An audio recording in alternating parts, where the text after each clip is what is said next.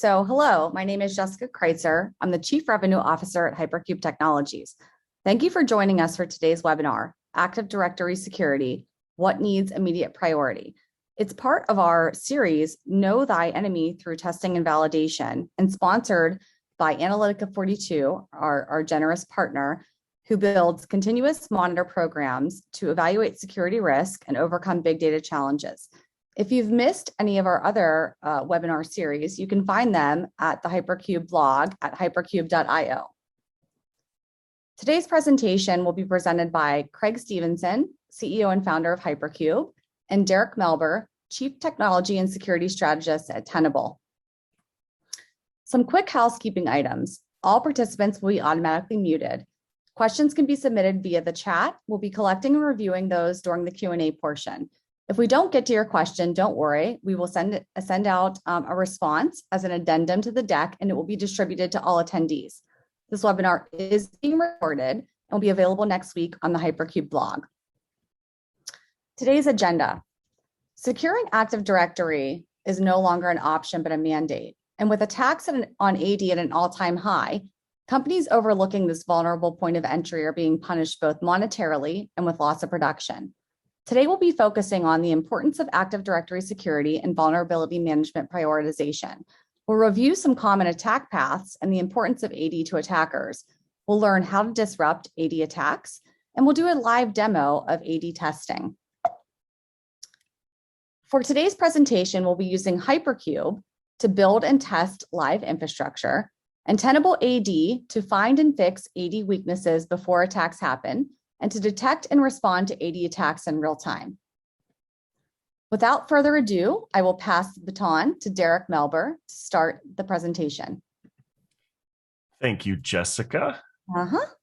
I appreciate everyone that is connected. Thank you so much for taking a little bit of your time today to spend the time with us. I think the importance of securing Active Directory for organizations is pretty clear, but hopefully when I'm done, it will be imminently clear. And not only are we going to talk about really the inroads that the attackers are leveraging to get into Active Directory, we're going to kind of give you a list of what really you should prioritize to kind of get you jump started and really focus on the most important things for your Active Directory security. And really, when you secure Active Directory, you're helping the entire infrastructure, because as we've heard over and over again, Active Directory holds the keys to the kingdom, and that is absolutely true. So what I'm going to do is I'm going to kind of walk through some information with you, kind of doing what I call starting with building blocks, right? And so we start with foundational concepts. And then once we understand the foundational concepts, it's much easier and faster to build those blocks together so that we can get to some really good meat by the end of our time together. So what we're going to do is we're going to start with Active Directory security. And what I want to do is I want to kind of, I guess, bucketize the different areas of Active Directory security so that we understand what is important and what we need to look at. Now, with privileged accounts up in the upper left-hand corner, I think every organization is concerned about who has privileges. So this seems like a really good place to start. But what I want to add to this is when you start thinking about privileged accounts, you can't limit it to just part of Active Directory. Because what I find during audits or assessments is organizations focus on just the built-in groups, right? The domain admins, the enterprise admins, but you really have to go beyond that. And you have to go into service and application groups, right? So when you install a back office service that is enterprise-wide, typically within Active Directory, groups are placed so that those groups can manage that service or application. But beyond that, right, built-in groups, as well as your service and application groups, you have a third category of groups which have privileges, which would be your custom groups. And these custom groups are normally created because of ease of remembering the name of the group. So normally these groups are just tucked into the application and service groups, and or the built-in groups. But again, because we are monitoring and we are administering these custom groups, we really need to pay attention to them. Now, we also have service accounts. Now, the reason that I have service accounts separate from privileged accounts is because not all service accounts require privileges. But we have to give attention to these service accounts because they are running services and scripts and scheduled tasks and the like.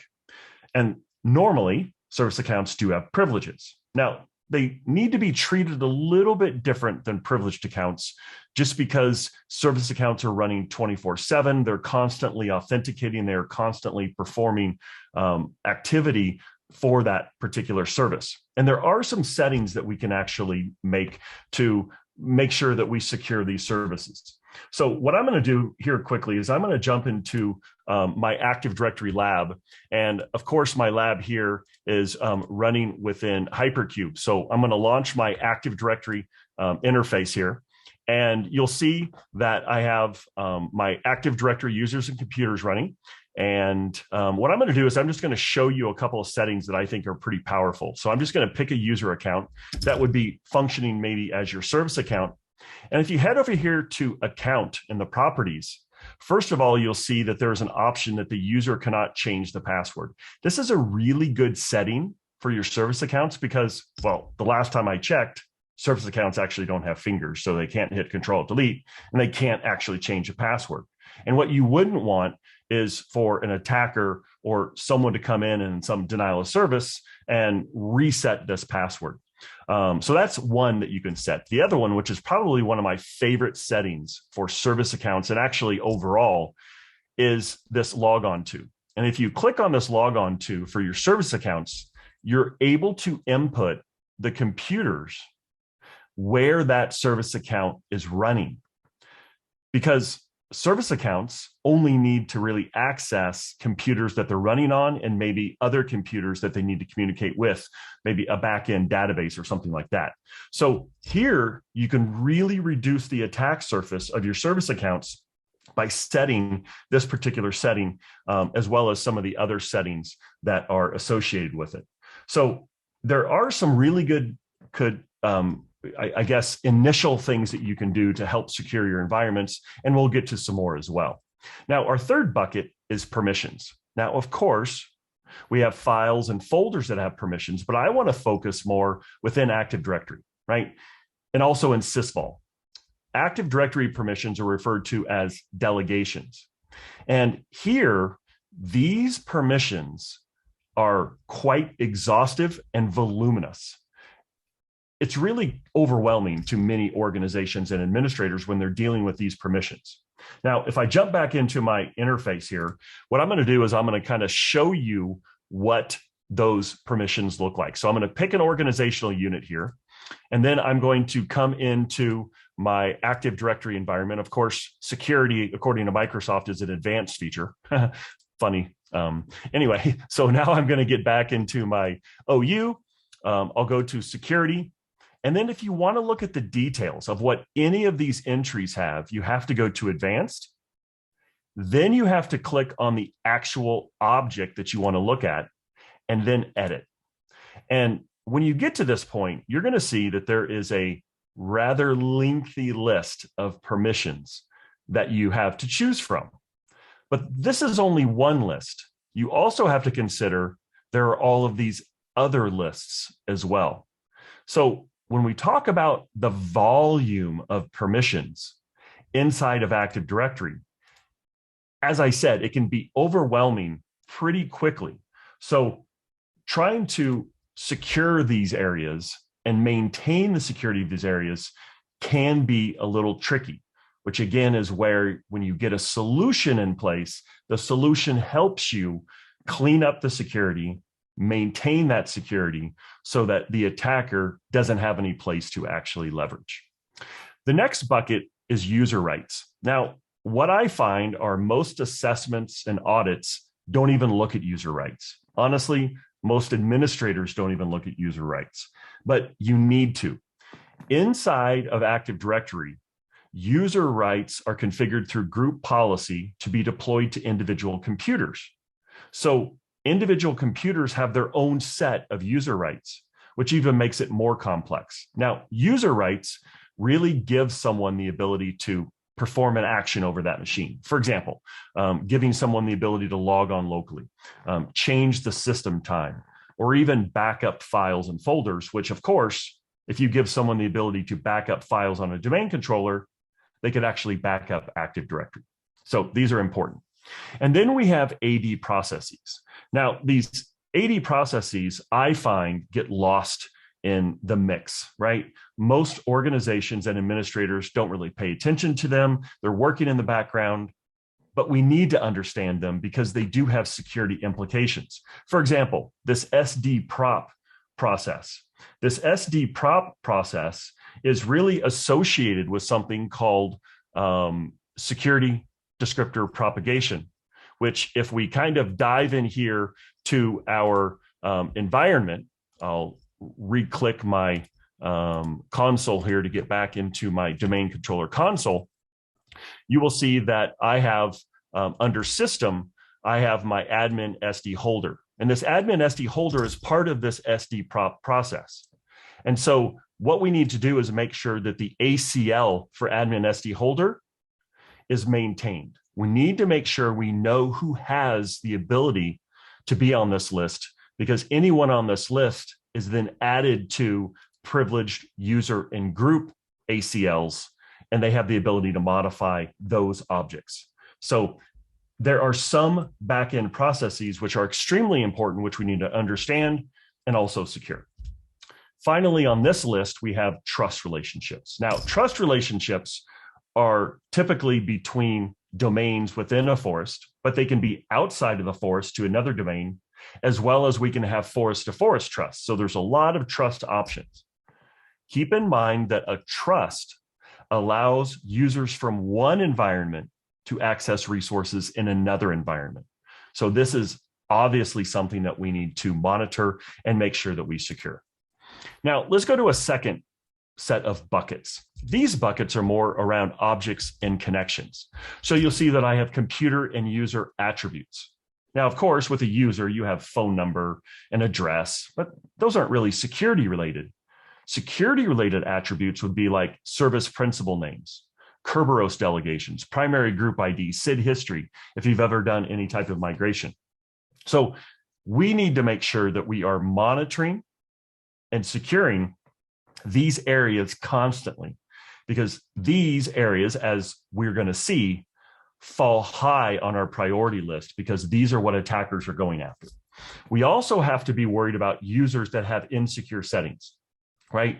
Settings that make the account not easily hackable, but basically give the attention to the attacker, such as accounts that have non-expiring passwords, maybe accounts that haven't logged in a long time. And even settings like users that have non-required passwords, right? I see this over and over again where organizations have a third-party tool, which is creating their user accounts, and it flips the bit so that the user doesn't have to have a password. Believe it or not, I see it all the time. So be careful with that one and make sure that you're looking at that. Then we move to the password policy. Now, in my opinion, and I've been dealing with Active Directory for quite a while, about 22 years now, the password policy is still one of those areas in AD which isn't that well known. It isn't that well understood, right? So with the password policy, first of all, keep in mind that if you're using group policy to distribute your password policy, it's one size fits all, meaning every single user in that domain has the same password policy.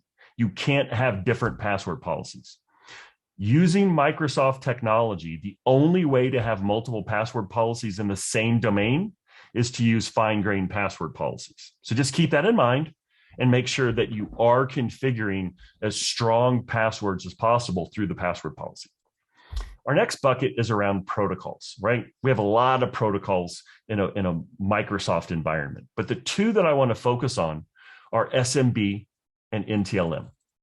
Now, both of these have different versions and levels, and both have been exploited multiple times over the years. With NTLM, if you can actually disable this, I highly recommend that you do. Then you're going to be using Kerberos and NTLM v2, and you basically get rid of NTLM completely, but not everyone can do that. So you're going to have to do some testing and some verification before you do that. And just make sure that you're using the latest and greatest SMB so that you're kind of eliminating those older exploits. The last bucket is all about the cloud, right? We can't forget the cloud. I'm going to guess that most of us in this webinar have an on-prem and Azure Active Directory environment that's linked together in a hybrid model, right? Well, there's a connector, right? The Azure AD Connect that you can configure that basically allows communication between the two environments.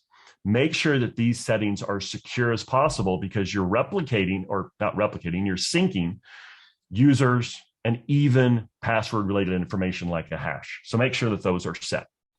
So those are 12 buckets. It doesn't encompass every detail, but it gives us an idea of really the breadth and depth of AD and what we have to secure. Now, that's kind of our side of things. Let's talk about the attacker side. And what does the attacker leverage in these attacks? Well, I'm going to use the MITRE attack framework. So this is kind of a morph of that. And you'll see I have an arrow. And with MITRE, you have pre-attack and you have attack, right? So the attack has a different set of tactics, right? And these tactics are what the attacker is going to leverage to move through the environment. Now, let's kind of break this down. The attacker has to have an entry point, right? So pre-attack determines where they're going to attack, and then they enter. What we have found is there are three primary ways that the attacker gets into the environment. One is through phishing, which is still number one. It's about 60%. And then the 40% is spread through vulnerabilities and misconfigurations, okay? Now, with regard to these tactics, keep in mind that this is not linear. The attacker has to be very dynamic because as the attacker moves laterally, they never know what the operating system is going to be, the device is going to be, applications installed, and that's what they're going to exploit. So the attacker needs to be very dynamic in all of their tactics. So this list in the middle is what the attacker leverages.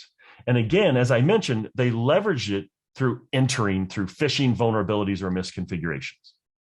So first of all, with phishing, we need to make sure that we educate our users not to click on, let's just say, stupid stuff, right? We need to make sure that the users are doing the right thing. With vulnerabilities and misconfigurations, we have an opportunity to take action right now, okay? So get a vulnerability management solution and patch the highest risk vulnerabilities. Get a list of the misconfigurations within operating systems, Active Directory, devices, and fix, secure as high as possible every possible configuration. This is going to go a long way because what happens is the attacker enters the environment, will want to gain local privileges over that device so that they can move laterally to other devices. And of course, their end game is to gain privileges. They want to have privilege escalation at every possible step, culminating in domain privileges over Active Directory. That's what we're seeing over and over again. So with regard to Active Directory, we need to understand how the attacker does what they do, okay? Now, the previous slide, I said that the attacker wants to gain local privileges over the device. That doesn't give them immediately, or in most cases, any privileges in AD, but they don't need it. All the attacker needs is read access to Active Directory, and they can get over 90% of the information from AD that they need. It's pretty scary, okay? I mean, they can get group members, they can get trust relationships, they can get user rights, they can get ACLs, they can get all of the information that allows them to see what they can attack. And that's what they do. They analyze what they get from AD to go after the lowest hanging fruit. And all along, they're picking tasks that are going to evade log analysis. So if you have a SOC, right, if you have a SIM, if you have an AD monitoring solution that look at event logs, well, the attacker is bypassing that. So you may not be seeing everything that you need to see. Now, I always say that security, whether it be around AD or really anything, has to be layered, right? So don't get rid of your SOC. Just know the limitations of it and use it for what it's great for, right? Your SIM does a really good job of all devices looking across the board in correlation. AD monitoring is really good for reporting. So when the auditor comes in, you can give them a report of all the changes that have occurred. But really, neither one of them give you what is the security posture of AD right now. They just don't. They do different things, okay? So we really need to focus our attention on Active Directory so that we match our efforts to secure it for where the attacker is actually trying to exploit it. Now, everything you've heard so far is kind of my opinion, right? Let me give you some information that's going to hopefully open your eyes to reality of how important AD is to an attacker. I have two examples for you, okay? FireEye did an analysis of the SolarWinds attack code. And I'm sure all of you have read ad nauseum about the SolarWinds attack and the breaches. It's the most prolific attack known, right? Well, inside of the code, it would evaluate if the currently compromised device was joined to Active Directory. If it was, the code would retrieve the domain name and continue on with the attack. If the currently compromised device wasn't joined to AD, execution ceased. It stopped and moved to the next device. How powerful is that to say how important AD is? The exact same thing for ZingLocker, which is the third variant for the MountLocker ransomware. Inside of ZingLocker is code to query if the currently compromised device is joined to AD. If it is not, the ransomware fails. These are two perfect examples of how important AD is. In these cases, if AD isn't there, these attacks fail completely. So you can honestly say that every SolarWinds breach incorporated Active Directory. It leveraged AD at some point. That speaks volumes, okay? So what can we do to disrupt these attacks? I mean, what can we do? Because we kind of know the areas of security. We know what the attacker is going after because of their tactics. And we know that they're leveraging AD. So let's go in and look at some things that we can actually do. I want to start with lateral movement, okay? Because what the attacker is doing is the attacker is coming into the environment and it is basically compromising the first machine. I call it the entry point.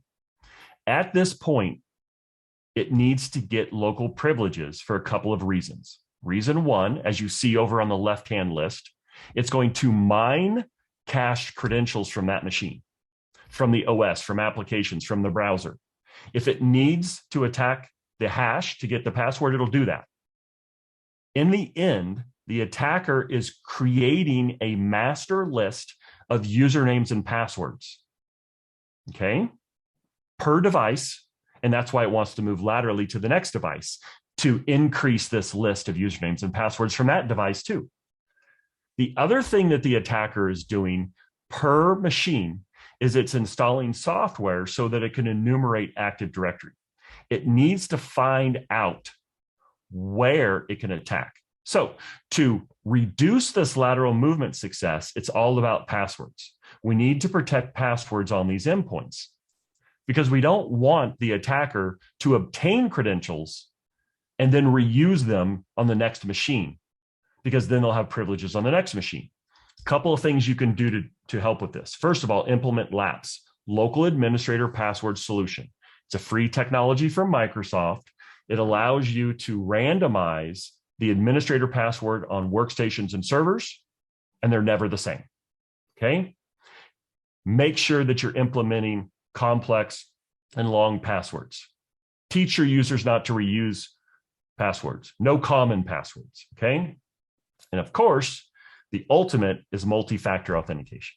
That's really where we need to be to help with this. Now, we're going to be coming back to this mine credentials because the attacker is creating this list for a very distinct reason. Okay. Now, our second thing that we need to really secure is enumeration of Active Directory. Now, I was actually on a different event yesterday, and someone asked, well, can I deny read access to Active Directory so they can't enumerate it?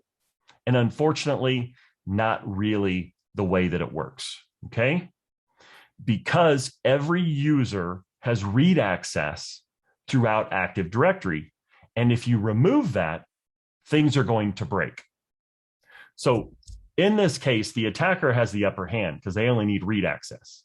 And with read access, they can analyze ACLs, right? Access control lists. They can get members of groups, all three of the categories of privilege groups. They can get user rights, right? So now you can see where those building blocks come in, because now I'm kind of referring to that in what the attacker can obtain, okay? So imagine, if you will, our first disruption of attacks was lateral movement. At that phase, they're creating a list of users and passwords, but they don't know what privileges those users and passwords have. In this phase, enumeration, they're getting a list of users that have privileges in AD. So now it's just match game, okay?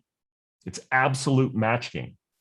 If they have mined a credential that is inside of domain admins, it's game over. They already have the privileges they need.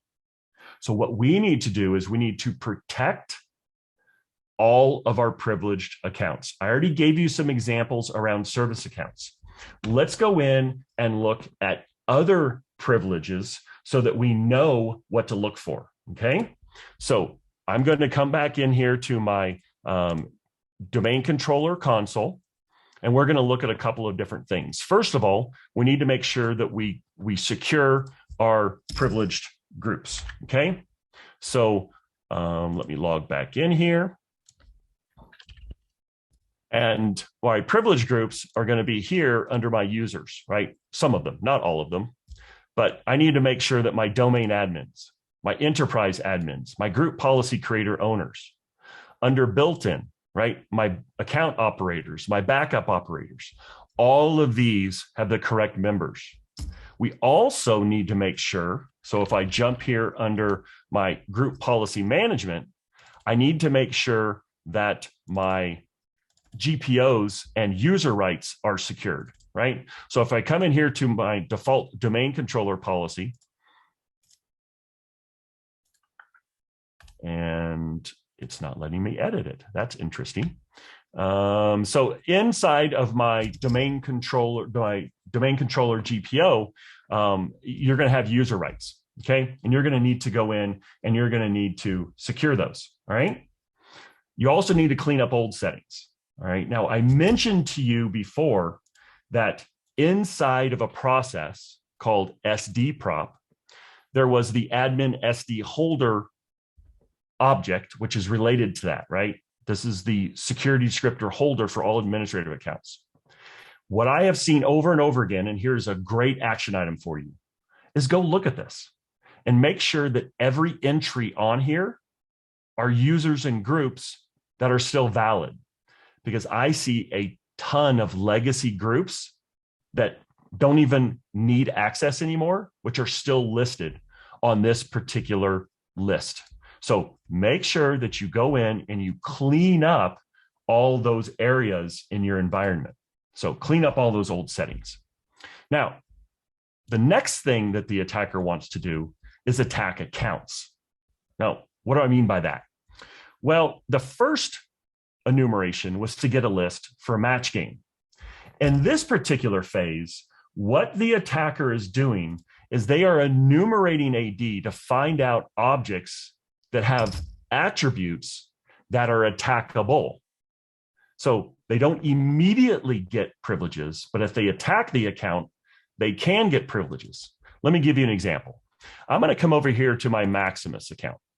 Now, if I go to my attribute editor and I kind of scan down through here, you'll see that I have some settings under my service principal name. Where's my service principal name? So here's my service principal name, okay? This account, if it were a service account, would have service principal names, all right? Now, service principal names by themselves isn't an issue. The issue is when you have accounts that have service principal names and they have privileges. So notice, it's not a linear check, it is a more dynamic and complex check. So now I'm going to go over to my Tenable AD interface, and I'm going to kind of show you some different bits and pieces that helps you understand from a standpoint of what can be attacked. So if I show you all of the indicators here, you'll see here that I have one indicator of exposure related to service principal names that at this stage, I don't have any accounts that have that issue. Thank goodness, right? But what I do have is I have some accounts that have Kerberos delegations. Now, if you're not familiar with what Kerberos delegations are, don't fret. Inside of Tenable AD, every indicator of exposure gives you links to do the research, as well as a summary for you of what is the vulnerability issue. Now, inside of Tenable AD, you also have recommendations on how to fix things. So you're not left out to the wild to do this. It's going to guide you through this. But the most important thing is, what are the objects that are an issue? And so you'll see here that Tenable AD clearly describes for you what the issue is. This computer has this setting known as unconstrained delegation. And if the attacker leverages this, they can impersonate the computer. Now, if someone is impersonating another object that's in use, how can you tell the difference through the SOC on good versus bad behavior? Very difficult. So ideally, you want to go in, take the recommendations, find that computer, go to the delegation, and secure it. Now that it's secure, Tenable AD on the fly has already captured that modification, determined if it fixed or the issue was still a security issue. And if it fixed it, it actually takes that computer out of the list. Very, very powerful. So in essence, Tenable AD becomes the solution to help you clean up your Active Directory environment, which is extremely important from the standpoint of I need to clean up what I have and I need to keep that security in place. And Tenable AD will do both of those. Now, the fourth and fifth thing that you need to pay attention to as a priority is you have to make sure that you can detect password attacks and more persistent backdoor attacks like DC Sync and DC Shadow. Again, that's where you have a solution like Tenable AD, which clearly helps you with attacks. It can detect the variety of different attacks that are prolific against Active Directory today. You'll see password spraying, brute force, DC Sync and DC Shadow, and golden ticket attacks. Now, why are these attacks so difficult to detect? Well, DC Sync and DC Shadow both spin up a fake domain controller, which only the fake domain controller would be logging the information. So SIEMs and AD monitoring solutions can't see these attacks. Same with a golden ticket attack. The only thing on a golden ticket attack that's logged is the very last step. So it's too late. So what you have in Tenable AD are indicators of exposure, which help you prevent attacks. So this is kind of the analogy that I use for your health, right? We eat right, we take our vitamins, we exercise to prevent getting sick. But even though we do that, we can still get sick. Well, guess what? even if you do everything perfectly in AD, you can still be attacked because both of these password attacks can be done by any user in the environment, even if you've done all of your security. So what you need is something that's working in real time that can detect these attacks as they occur. And that's exactly what Tenable AD does. Now, I will also highlight that everything that I've shown you here in Tenable AD is done with no agents. So nothing is installed on a domain controller. And Tenable AD only needs read access inside of AD. So the preventative piece and the detection can all be done with a very, very light footprint, which is pretty powerful when you start talking about a security solution that can do this much and not be an attack vector itself. So that's kind of what I wanted to talk about. I'm going to actually send it back to the HyperQube team to see if we have any questions and talk a little bit more about the solution. We do have a question. Craig, I think Craig had some questions first.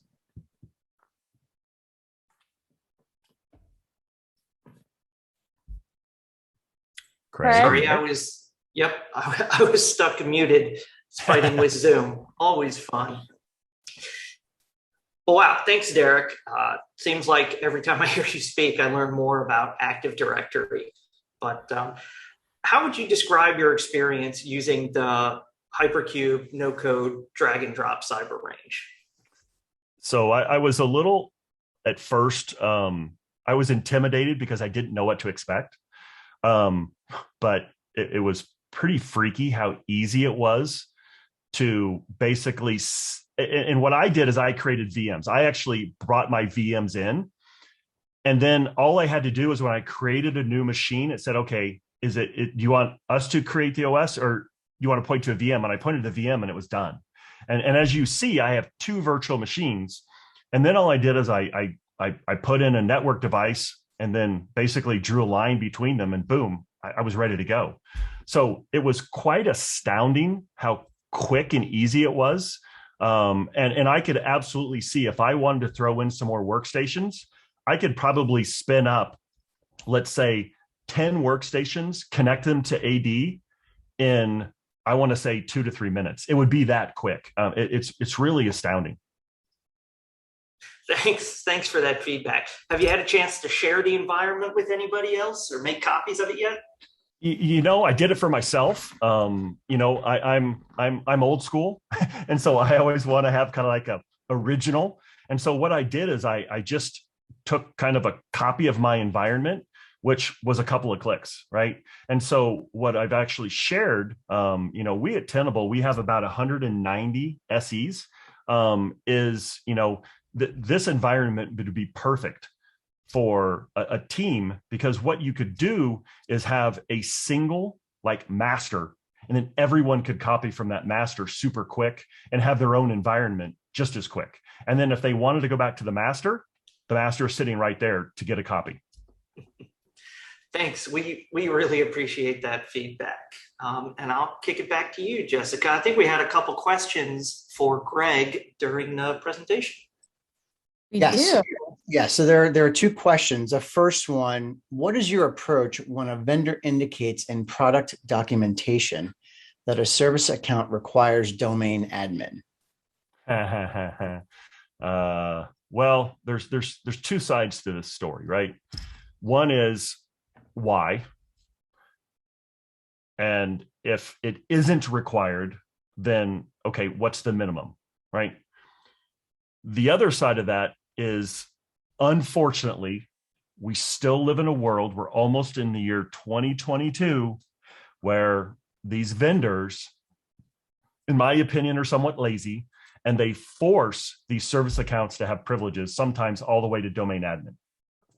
And so, what you have to do at that point, and I've written so many blogs on this over the years, is, you can go in and like the 2 settings that I showed, secure the account.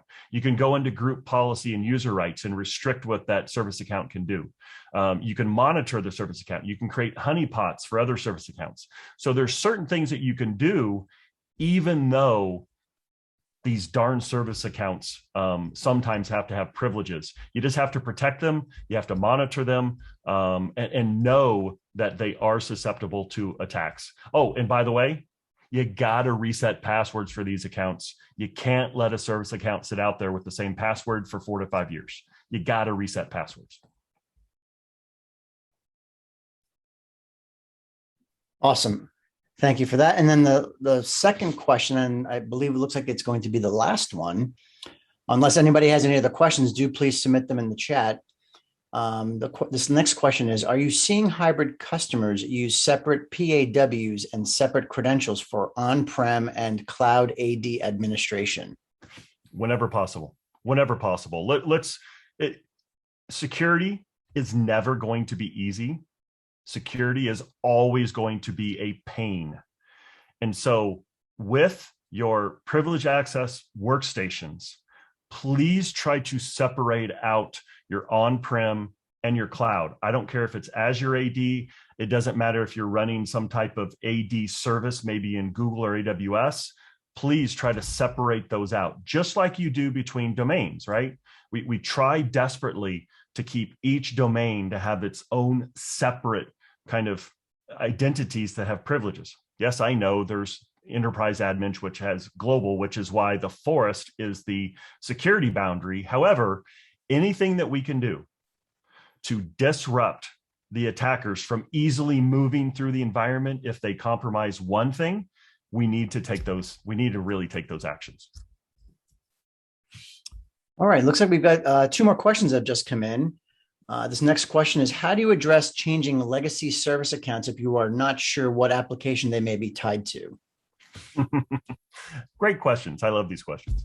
It's going to take some effort, right? And I have seen over and over and over again that organizations from the get-go never documented where those service accounts were from. So some tips, right? What you can do is you can go through your authentications to domain controllers, filter on those accounts to actually see where they're authenticating from.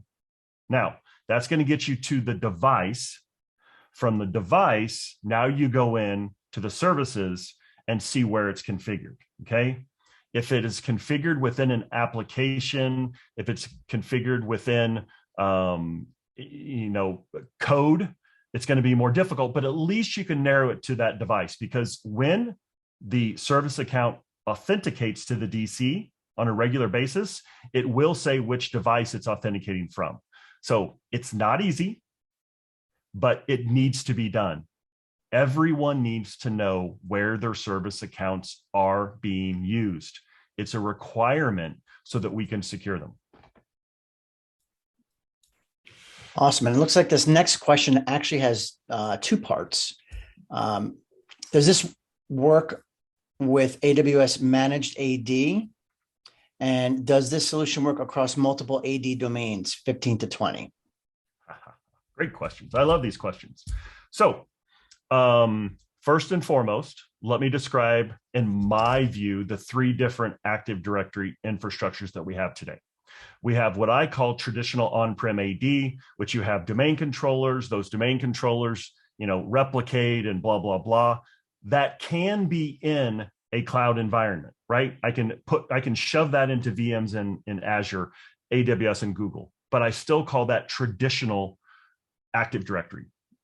You have a second solution, which is Azure Active Directory, which really isn't Active Directory at all. It still upsets many of us in the community that they called it Active Directory, because it's not, okay? Azure Active Directory is really an IAM, Identity and Access Management solution. It doesn't have domain controllers. It doesn't have group policy. It doesn't have OUs. It doesn't have any of the construct that on-prem AD has. Then you have a third kind of solution, which is exactly what this question is about. It's the AD services. Now, Google has one, AWS has one, and even Microsoft and Azure has one. That is the closest thing you have to an on-prem AD, but it's a service provided by the cloud vendor. Those actually have domain controllers. Most of them have group policy. So Tenable AD works with on-prem AD, of course. It works with a AD service, like I just described on the third piece, but there isn't much in Azure AD to even look at. But what Tenable AD does do is it helps secure that connection, the Azure AD Connect, to make sure those settings are correct. So we work in 2 of the 3, and we help secure the sync between Azure AD and on-prem AD. Okay, I think that was the last question. Perfect. Well, thank you all again for joining today. As Greg mentioned, we'll be sending out a recording of the webinar as well as the slides. For more information on HyperQube, you can follow us on LinkedIn or Twitter, or reach out to us at sales@hyperqube.io. And with Tenable, again, you can follow them on LinkedIn and Twitter, or email partner@analytica42.com for more information. And stay tuned for the next episode in the webinar series. Thanks again. Take care.